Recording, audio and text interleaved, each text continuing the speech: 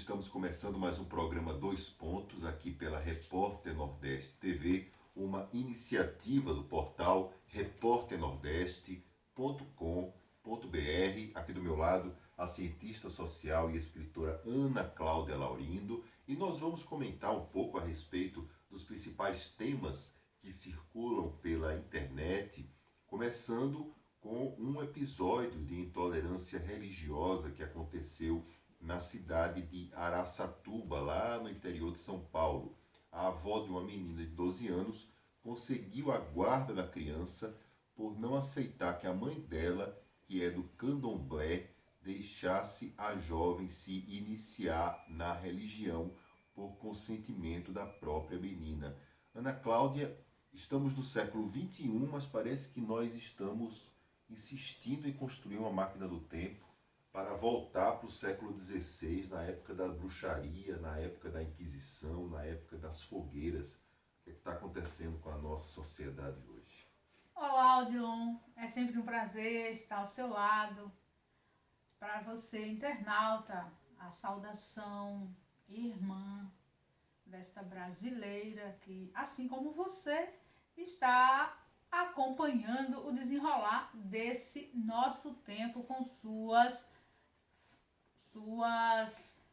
similaridades, suas aberrações, seus sustos. Olha, é um tempo de muitas coisas. É um tempo muito complicado. Aterradoras até.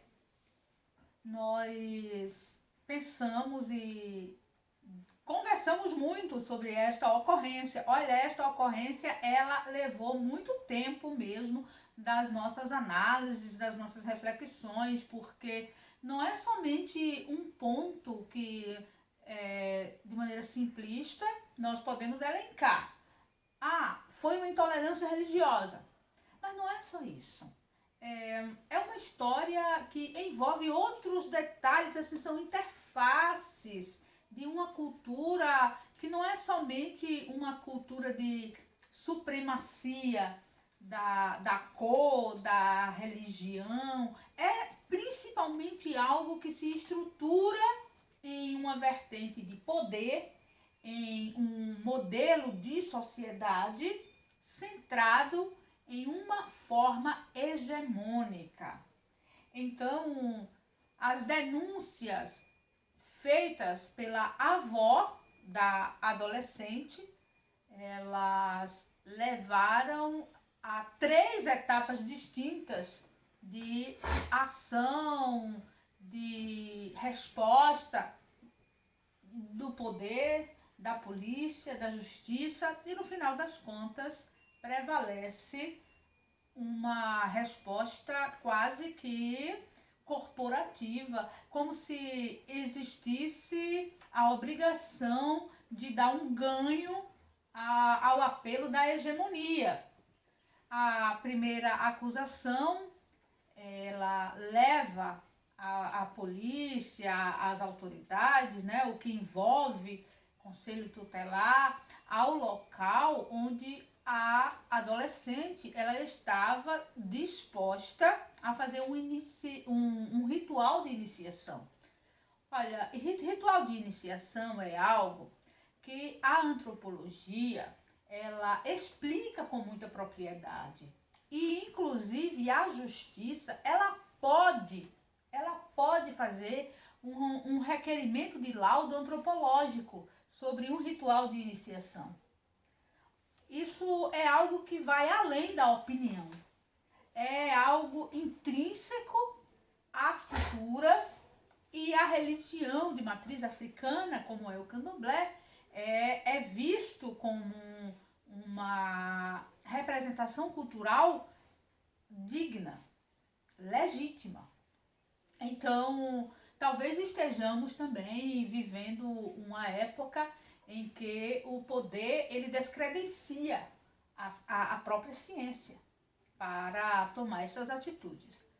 As denúncias que são feitas, elas apelam para o apelo emocional mesmo, para a questão emocional, a questão de violência, de assédio, para insuflar ânimos. Aquilo que já causa muita repulsa nas pessoas. Tem sido, enfim, inclusive, um recurso abuso bem sexual, comum. enfim, Tem sido um até recurso em bem abuso comum. sexual nessa história. Esse de insuflar o emocional nos indivíduos. Lembremos, inclusive, que quem compõe polícias, conselhos tutelares e a própria justiça brasileira são pessoas. E elas também estão, de algum modo, suscetíveis a serem fisgadas por estes apelos. Então, é algo que vai muito além do fenomênico. Por isso que no início da análise nós falamos que não é somente dizer é intolerância religiosa. Existem mais elementos nessa história. E elementos que, da maneira comum, como nós já estamos acostumados a ver, eles confluem para a hegemonia.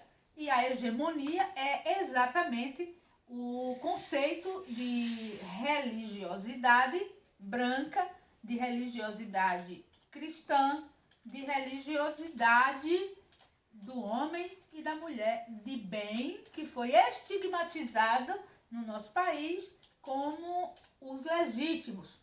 Nós sabemos que a nossa Constituição, ela não dá nenhum tipo de suporte a este entendimento. Ela é uma Constituição com abertura para a pluralidade das expressões de fé. E não existe na lei nenhuma obrigação de que as religiões de matriz africana, elas abdiquem dos seus rituais de iniciação. O ritual de iniciação, ele faz parte da estrutura da religião.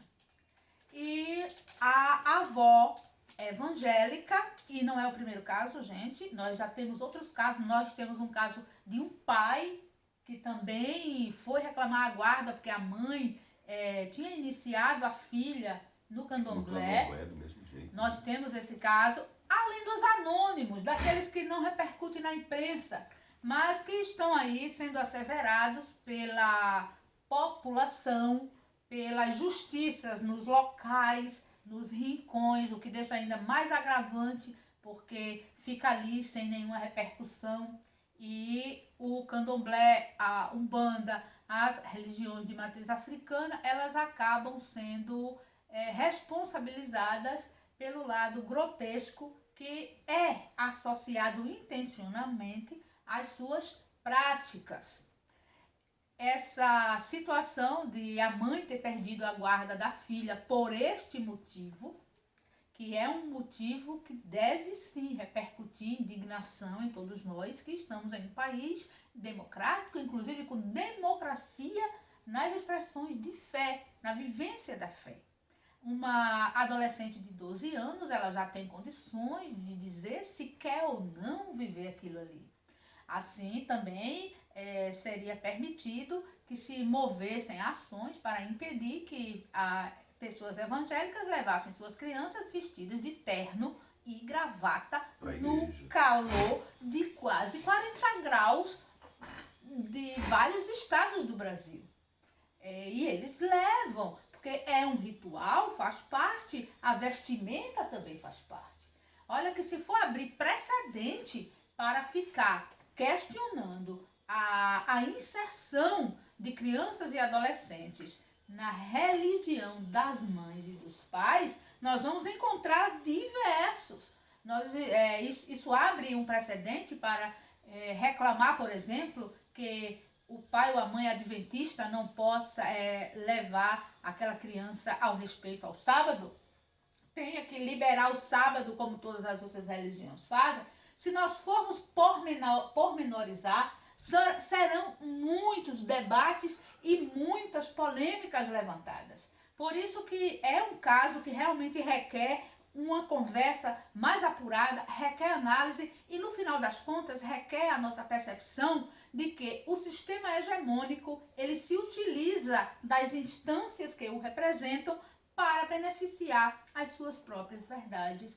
E isto deu ganho de causa à avó, que moveu a sua intolerância religiosa, sim, mas moveu pelos canais que o sistema estruturou para utilizar como melhor lhe apetece. E isto poderia até estar tranquilo se nós não tivéssemos uma Constituição que nos permite a todos a liberdade de escolha com timbre religioso. Deste modo, Odilon, o Brasil continua sendo uma matéria de muito, mas muito aprendizado, a cada dia um aprendizado diferenciado. Olha, episódios que a gente viu essa situação referente a Araçatuba e esse caso de intolerância religiosa em que a justiça tomou essa posição e muitos casos estourando ao mesmo tempo também referentes a racismo e pelo menos os casos que são conhecidos, ou seja, os casos que são filmados e postos nas redes sociais.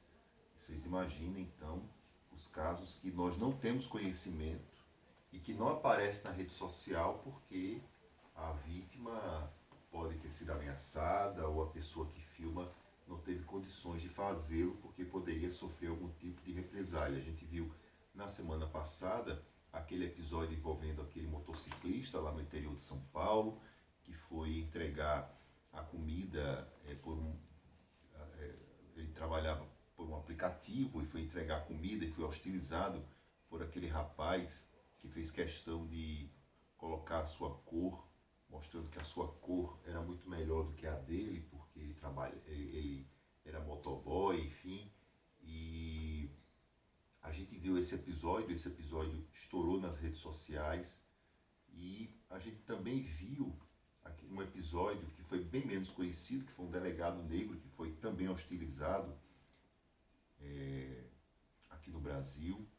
E um deputado do Rio, esse episódio do deputado do Rio foi muito interessante, porque é um deputado, eu tenho até o nome dele aqui, só para a gente poder explicar melhor, é um deputado chamado Alexandre Freitas. O Alexandre Freitas é do Partido Novo, que representa a velha política, e o Alexandre, ele associou duas colegas dele, Mônica Francisco, que é do PSOL, e Renata Souza, também do PSOL, que são negras, e nascidas em favelas cariocas. Ele associou as duas ao crime organizado. O que me chama a atenção nessa história, Ana Cláudia, é que o discurso se repete, ou seja, a gente tem as manifestações de racismo, elas são muito incisivas, só que quando a gente vai para outras esferas, por exemplo, para poder apurar melhor, para poder se punir até e evitar que novos episódios como esses possam estourar, como é o caso do racismo do motoboy, e esse foi emblemático, porque a delegacia não abriu inquérito, porque esperou a vítima, e aí o pai do rapaz, do agressor, foi logo para a delegacia, correndo com o laudo na mão, dizendo que ele era esquizofrênico, então para dizer que o esquizofrênico era inimputável, mas existem psiquiatras que olharam o vídeo e disseram que, mesmo sendo esquizofrênico, mas no vídeo não dá para perceber que o rapaz estava em surto, para poder ter aquele surto e, digamos assim, ser considerado inimputável. No caso, o esquizofrênico ele está na categoria dos que podem cometer crime, mas são inimputáveis. Aí a gente tem esse episódio da Assembleia Legislativa do Rio, em que o deputado diz o que quer e a comissão de ética da Assembleia, que deve existir, finge que não aconteceu nada, e aí fica se esperando a próxima tragédia. Aí a gente tem o episódio lá do desembargador lá de Santos, que disse o que quis na cara dos policiais, mostrou a classe social dele, disse que ele era melhor e também não aconteceu nada, e segue sem acontecer nada. Então é incrível porque a gente vai encobrindo cada vez mais o que é pior. O que é pior vai ser deixado para lá, vai ser deixado para lá, até que é tão pior, é tão ruim, que estoura, o esgoto estoura debaixo do chão e ninguém tem como controlar. Olha, a podridão. Apesar de existirem vieses que interligam estas ações, estes debates, mas caso a caso eles têm características muito distintas. Por exemplo, tomando a questão do deputado que foi racista, com 2 mulheres negras parlamentares, mas de origem simples, vindas da comunidade. Esse é um caso que traz outros elementos inclusive que nós podemos alocar no contexto brasileiro, onde os reflexos nazifascistas eles estão espalhados principalmente no ambiente eleitoreiro. Nós estamos vivendo uma época em que quanto mais caracteres racistas, fascistas, nazistas, mais o indivíduo está sendo cacifado a participar dos núcleos bolsonaristas com legitimidade de representação.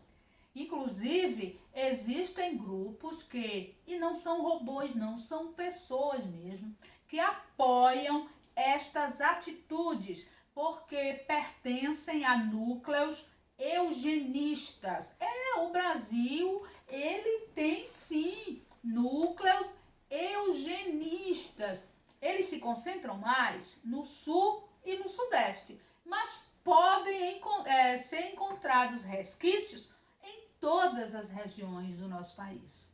Então, aplaude esse tipo de representação. E isto mostrou nas últimas eleições que canaliza voto. Isso mesmo, canaliza voto.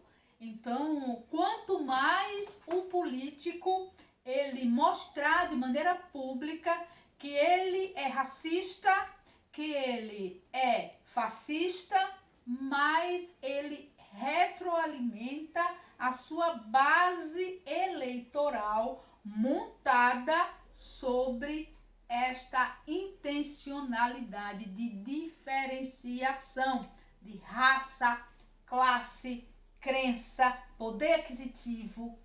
Infelizmente, Bolsonaro, mais uma vez, ele é o líder deste tipo de movimento, que é um movimento que estourou, sim, agora em 2018, recentemente, mas já vinha sendo cozinhado a fogo brando, na vergonha de mostrar-se, porque ainda existia no Brasil uma fina camada de ética conviviológica chamada senso de humanidade. Os discursos de Bolsonaro afetaram o senso de humanidade de uma maneira tal que o politicamente incorreto se transformou em referência de ideal de voto para esta base, que é uma base de classe média majoritariamente, com representações da classe rica, que é menor, e com força de manipulação da classe pobre, que é grande e que elege deputados, governadores e elegeu inclusive presidente. Então é muito importante fazermos estas análises que interligam estas questões para não nos perdermos no identitarismo liberal, que analisa o racismo pelo racismo, que analisa o fato pelo fenomênico e não faz estas ligações. Então, o que ocorre no nosso país é resultado do avanço da extrema-direita no poder. E isso é resultado deste fenômeno. Bolsonaro é a extrema-direita no poder, e a extrema-direita no poder, ela também empodera estes braços ideológicos de extrema-direita, que não é uma questão apenas brasileira, é uma questão global. O globo, ele está infestado por estas manifestações de diferenciação e de luta pela manutenção da hegemonia, e passa pela cor, pela crença, pelo status quo e principalmente pela grana. E seguindo um pouco nessa linha, que a Ana Cláudia colocou a respeito de toda essa circunstância, desse caldeirão que está fervendo no nosso país e que desaguam. É um caldeirão que esborra sempre para o mesmo lado. Você tem a intolerância, você tem setores da sociedade que buscam dizer e referendar um pensamento antigo, atrasado, não por ser antigo que é ruim. O problema é que ele é atrasado, ele é retrógrado, ele é desnecessário nesse tempo, ele é obsoleto nesse dia de hoje, deveria ser obsoleto. São ideias coloniais, de que o branco ele é melhor do que o preto, de que o preto merece ser escravizado, de que o preto ele tem que ser chamado de macaco, ou ser associado a macaco, ou alguma coisa Mas nesse olha, sentido. Odilon, é sempre bom lembrar que essas ideias coloniais, elas sustentavam um sistema de produção. Pois é, mas um sistema econômico. Mas é interessante porque esse tipo de situação, ela circula hoje de uma maneira tão forte que parece que nós estamos voltando no tempo de Caravela, só que a gente está voltando, literalmente, nós estamos indo para trás mesmo da história. E o sistema econômico, ele está amarrando um caráter exploratório com muitas similaridades com o escravagismo. E olha que a capacidade das pessoas hoje, ainda bem que as pessoas estão com a capacidade de denunciar, elas estão sendo informadas o suficiente para que elas devem denunciar essas situações, para que elas devem levar à frente tudo isso que acontece em setores da sociedade, porque essa normalização do absurdo, ela precisa deixar de existir. A gente vê na nossa sociedade o discurso contra a corrupção a qualquer custo, enfim, ajudou a eleger o Jair Bolsonaro, fez com que ele chegasse ao Palácio do Planalto, e as pessoas esquecem de outros discursos que poderiam indignar as pessoas da mesma forma. E a questão do racismo seria uma dessas situações. Mas existe uma certa leniência, uma certa aceitação do que é considerado inaceitável no processo de hoje. Nós temos uma sociedade em construção, no processo democrático, uma democracia muito jovem. A democracia brasileira, ela é extremamente acidentada no nosso país. E agora ela está ferida. E agora ferida, porque o grupo presidencial tenta fazer um teatro em cima do respeito às leis, do respeito à Constituição, do respeito à cidadania, da busca da dignidade humana. Tudo isso, quando você vê na prática, é completamente diferente daquilo que se fala. E, ao mesmo tempo, a gente tem, e ainda bem que nós temos, um grito dessa nossa parte do Brasil que não está aceitando mais ser tratado de uma maneira tão atrasada, tão antiga, tão retrógrada. Vejam só, não é a primeira vez que a gente observa essa situação de um pai alegar que quando o filho comete um crime, um pai rico, quando o filho rico comete um crime é porque o filho é doente, é porque o filho tem um problema de saúde, é porque o filho ele não precisa... O próprio Bolsonaro, ele chamou os filhos dele de garotos. Pois é, são os Quando garotos. Quando os filhos de Bolsonaro estão implicados em crimes, Bolsonaro ele diminui o efeito. Não, é um garoto. A gente lembra daquele episódio engraçado, mas ele faz parte desse contexto, daquele político que foi preso por causa daquelas malas, daqueles milhões em malas, o Gedel, e que a mãe dele disse que o meu filho não é ladrão, meu filho é doente. E então, o outro peso que é interessante também a gente trazer aqui é que quando um ato de infração ele é cometido por um garoto real, um garoto de verdade, biológico, em idade cronológica, da classe pobre, imediatamente ele perde a infância e ele se torna bandido, ele se torna meliante, ele se torna aquele ideal de ser morto. Bandido bom é bandido morto, não importa a idade. Se é um furto cometido por um menino de 8, 9, 10 anos, ele já perde a infância paulatinamente. E olha que a gente vê que na própria imprensa, na própria internet, a posição das pessoas nos comentários que são feitos, principalmente em programas policialescos que exibem as favas, as imagens dessas pessoas, desses jovens, enfim, envolvidos na criminalidade, geralmente jovens pretos e das periferias do Brasil. Então, você já vê o julgamento das pessoas. Merece morrer, quem tem pena leve para casa. E o interessante que eu sempre acho que precisamos fazer quando fazemos alusão à cor, classe econômica, é a gente lembrar que esses jovens, eles aparecem em maioria nestes quadros. Por quê? Porque a juventude preta, a juventude negra, o povo negro no Brasil foi relegado a uma situação histórica de marginalidade, a uma situação de menos acesso à educação, menos acesso à mobilidade social, menos acesso até à autoestima. Exatamente. Então, são fenômenos que eles estão sempre interligados a esta estrutura econômica e social do nosso país. E olha, a gente fala a respeito de racismo, fala a respeito dos problemas, e aí vem de novo, que parece que é uma repetição, parece que é um copia e cola da realidade, na Cláudia.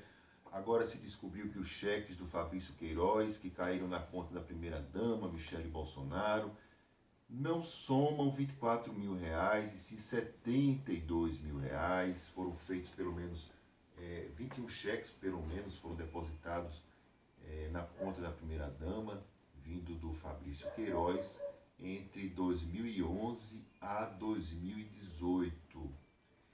E, bom, é uma repetição daquilo que se coloca. Agora, interessante que eu vi na internet um movimento que existe, das pessoas dizerem que não havia a associação do Queiroz com o Bolsonaro, porque se dizia que as operações que teriam existido eram envolvendo a primeira-dama e o presidente, no caso Jair Bolsonaro, não tinha nada a ver com isso, né, porque o Jair Bolsonaro era deputado federal. Então as pessoas ficam o tempo todo construindo situações para poderem separar o Bolsonaro pai de toda a tragédia que cerca o cenário de investigação e que vai se mostrando nesse processo todo. O Flávio Bolsonaro procura se separar a respeito dele, do envolvimento das milícias, etc. Agora com a Michele Bolsonaro, com o dinheiro do Fabrício Queiroz. Assustador é você saber que o Fabrício Queiroz ele tinha pleno contato com as milícias do Rio, não era um simples assessor na Assembleia Legislativa do Rio, não era um simples faz-tudo. Ele tinha pontes, ele tinha conexões, é uma pessoa, aliás, muitíssimo bem informada, é um arquivo muito importante na política carioca, e ao mesmo tempo essa tentativa ostensiva de fazer a defesa do indefensável, querer separar o indivíduo da criatura, querer separar o monstro de sua criação, querer dizer que Bolsonaro não tinha nada a ver com isso e que o Fabrício Queiroz que era o grande problema dessa história. E se fosse o Lula, como é que ficaria? Lula nem precisou do e se fosse ele nessa situação, porque todo o processo que envolve Lula, ele está caindo de podre, está sendo agora cada vez mais colocado na berlinda e as acusações, elas se tornam cada vez mais evidentes que foram apenas passionais com interesse político eleitoreiro. No entanto, com relação aos cheques de Queiroz na conta de Michele, a quantia chega a ser irrelevante diante da gravidade do ato, porque é exatamente esse tipo de ligação a envolver repasse de dinheiro entre a família de um político, uma personalidade intermediária na condição de assessor, mas que transita entre grupos armados paramilitares que criam e sustentam um Estado paralelo. Tudo isso é algo aterrorizante, é gritante, e o Brasil acabou herdando esta cria maldita que se deu no Rio de Janeiro, a partir do período em que Bolsonaro viveu e reinou no seu baixo clero por 3 décadas consecutivas e alimentou este ninho de serpente chamado milícia e esta prática conhecida do submundo da política chamada de rachadinha, caixa 2, toda essa movimentação de dinheiro que conflui entre fonte, poder público, via intermediário e volta para o indivíduo ligado ao poder público, que é o caso do Bolsonaro enquanto deputado. E hoje Bolsonaro, presidente, não pode se desvincular da sua história, porque essa é a história de Bolsonaro, não tem como desvincular. E aí entram as cortinas de fumaça, entram as declarações ridículas, entra toda a teatralidade dos seus ministros contratados a dedo escolhido para isso, porque o passado de Bolsonaro não pode ser alijado da sua pessoa, porque o próprio Bolsonaro, ele é um denunciante do passado que possui. Exatamente. Ele não consegue se desvincular em atitudes, em posicionamentos do que sempre foi em sua vida, em seu passado, como político do baixo clero carioca no coração do Brasil. E antes de a gente poder encerrar esse nosso programa, nós ainda temos 10 minutos, Ana Cláudia, eu queria tentar colocar 2 assuntos aqui. Eu queria colocar o primeiro, essa situação do Rodrigo Maia, que insiste em dizer que não tem motivo nenhum para se levar adiante o impeachment do Jair Bolsonaro, e nós temos aí as 100 mil mortes, passamos, aliás, das 100 mil mortes na pandemia, a posição do Congresso, Câmara e Senado, dizendo que a gente vive o processo que vive e ao mesmo tempo sem dizer quem é o autor desse processo, o autor desse processo. Diz que tem que tocar a vida. Pois é, assim, é uma situação tão absurda. Eu queria que você pudesse comentar rapidinho isso daí, e aí eu tenho outro assunto para a gente poder encerrar, e aí eu queria que você tocasse primeiro nesse ponto. Quando é que a gente vai, enfim, ficar tentando se libertar dessa situação, de ficar dizendo, olha, a gente tem a pandemia, tem genocídio, mas não pode dizer que foi o Bolsonaro, porque não é bem assim, porque é uma gripezinha mesmo. Olha, Odilon, é claro que não existe resposta simplista para um contexto que se arrasta de maneira histórica, que cruza inúmeras variáveis. Mas, a priori, nós podemos afirmar que a costura que Bolsonaro fez com todo o conjunto que lhe dá estabilidade em Brasília envolveu negociações altas. E o próprio Rodrigo Maia é um exemplo de que a vitória em Brasília, ela não vem de graça. A vitória, ela não vem pelos belos olhos, ela não vem pelo discurso bem articulado. A vitória em Brasília, ela vem pelo conchavo bem trançado. É o que está mostrando aí. Mais de 50 pedidos e Rodrigo senta em cima dele porque sabe a que preço chegou onde agora está. Precisa se manter. E os ideais de futuro? E as negociações para as políticas do amanhã que já são traçadas desde ontem? Tudo isso é um envolvimento muito intenso. Dá panos para manga, nós teremos muitas análises ainda para fazer, mas desde então nós sabemos que Rodrigo Maia não tem independência para atuar.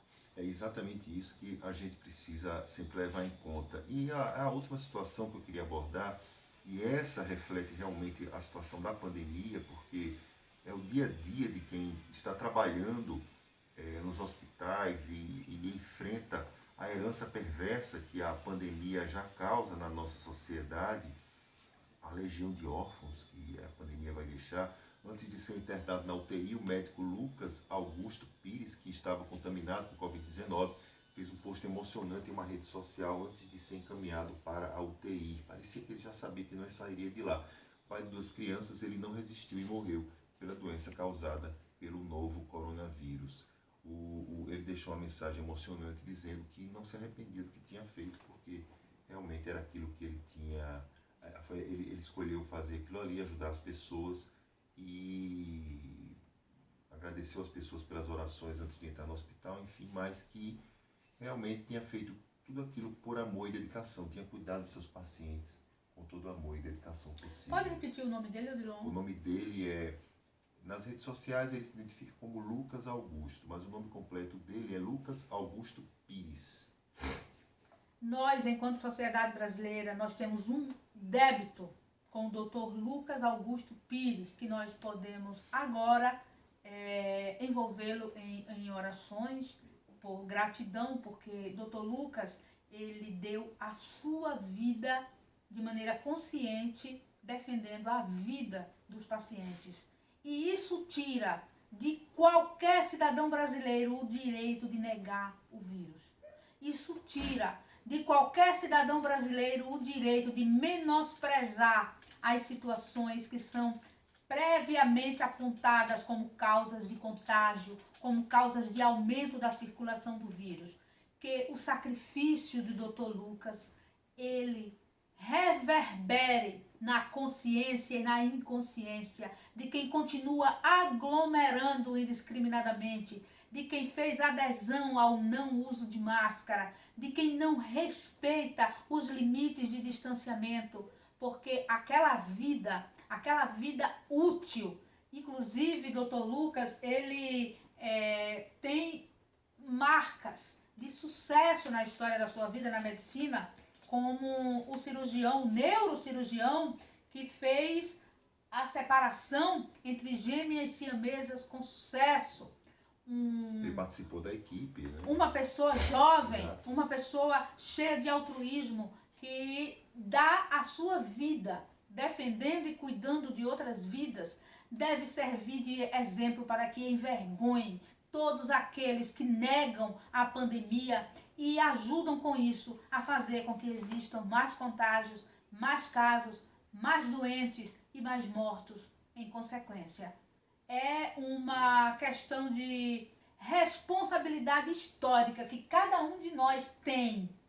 Que a misericórdia, ela envolva em luz o espírito do Dr. Lucas, mas que não precisemos, gente, que os médicos estejam indo ao sacrifício para que a sociedade brasileira viva. A pandemia, ela é um problema coletivo e a solução, ela precisa vir de um esforço de coletividade. Mais empatia, preces pelo Dr. Lucas e por todos os médicos e enfermeiros que na linha de frente do combate ao coronavírus perderam as suas próprias vidas. As famílias brasileiras afetadas pela doença de diversas formas também merecem o nosso respeito e, se puder, fica em casa. Se sair, usa máscaras e fica distante das pessoas. Este momento precisa da consciência de cada um de nós. Bom, então, com essa mensagem de Ana Cláudia Laurindo, eu queria encerrar o nosso programa 2 Pontos, uma iniciativa da Repórter Nordeste TV, em parceria com o portal repórternordeste.com.br. Fique em casa e vamos em frente. Até a próxima.